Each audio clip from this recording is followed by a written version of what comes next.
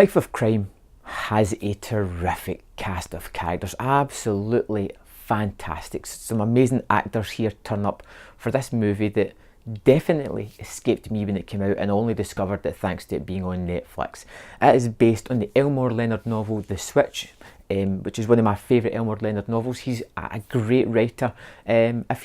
If you're a fan of books whatsoever, you need to check him out. It's terrific pulp crime stuff. He also wrote Rum Punch, which was turned into Jackie Brown. The reason I mention that is because Samuel L. Jackson's character in that appears here, only it's played by a different actor. Ordell Robbie appears as one of the main two characters who come across this plot to kidnap the wife of a very wealthy gentleman played by Tim Robbins. His wife, played by Jennifer Aniston, is unaware of Frank, Tim Robbins' character's dodgy dealings and how he has all this money planked away, but these two robbers know about it, and they decide that if they kidnap his wife, they can get their hands on this dirty, ill-gotten cash. There's other aspects to it as well. You've got Tim Robbins, who's taking a holiday to have an affair with his mistress, played by Isla Fisher, and there is loads of other characters that appear in it as well. When they kidnap Jennifer Aniston, they take her to the house of a friend who happens to be a Nazi aficionado who has all this World War II memorabilia about the house, and also happens to be a little bit of a peep freak. This is a terrifically well done crime heist movie. It doesn't do anything spectacular, but it just does the basics and does them very well. It creates all these real characters that have their own idiosyncrasies, that have their own characteristics, that feel independent of the rest of them. There's a sparkling dialogue that goes on between everybody as they have these kind of conversations about what's happening. You have this black humour of things just going terribly wrong for some of the people in the movie, but it's kind of funny at the same time. You get characters who act not as you would expect them to act. Specifically, Jennifer Aniston's character is the wife who gets kidnapped but doesn't act like the terrified way she should do in this situation. She actually becomes a little bit more headstrong, a little bit more independent thanks to this act that happens to her.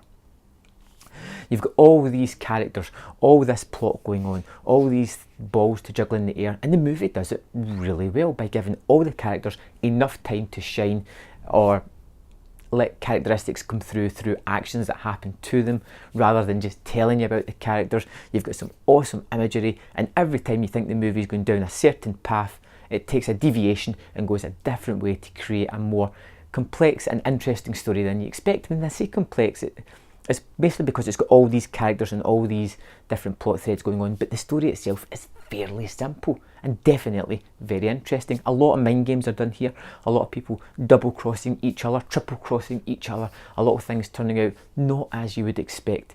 Life of Crime was a movie that I didn't really expect much from.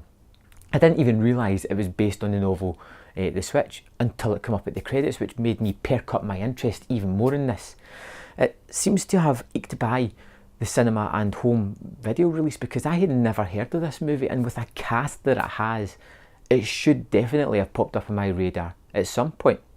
I can't recommend it highly enough. If you like things like Pulp Fiction, or you like this kind of pulpy novels that Elmore Leonard writes, you are going to love what happens in Life of Crime. It is just a strong comedic black comedy thriller movie. Heist movie. It's got all these different kinds of aspects going on into it.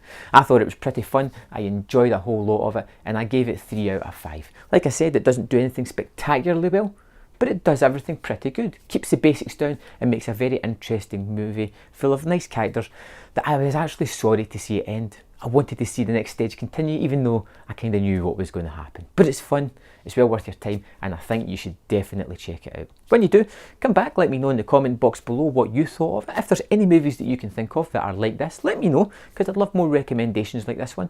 And I'll see you next time on Man vs Film.